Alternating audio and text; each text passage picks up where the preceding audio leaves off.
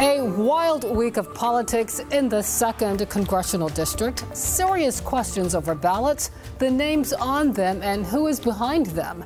That is our top story this Friday night. Good evening. I'm Regina Mobley. And I'm Janet Roach. David is off. For the first time since the controversy broke, independent Shaun Brown is speaking out. 13 News Now uncovered staffers from incumbent Scott Taylor's campaign collected signatures to get Brown on the ballot. Some of those signatures are now believed to be forged. Tonight, Brown is going on the record with 13 News Now investigative reporter Laura Geller.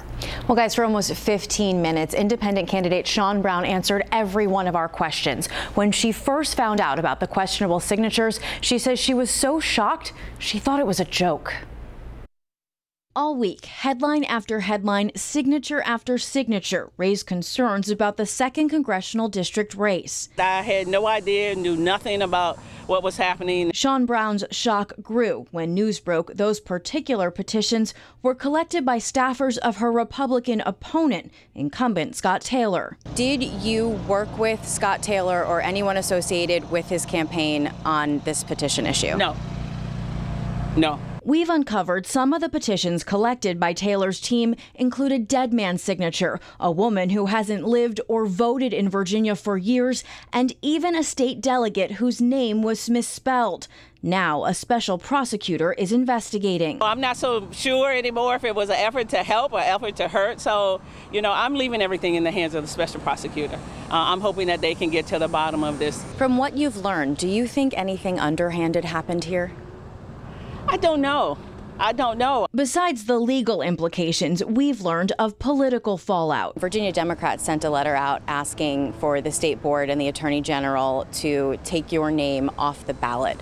What's your reaction to that? I think that there should be more effort, not fighting against me, but fighting for the people. While she waits to hear the next surprising headline, Brown has this message for voters who may be losing faith in the system. We stood out in the hot sun, got signatures. We did everything properly. And anything else is just politics. Brown says there is some good news to come out of this situation. She feels the Democratic Party has traditionally left out the 2nd Congressional District. Now it's getting a lot of attention. Laura Geller, 13 News Now.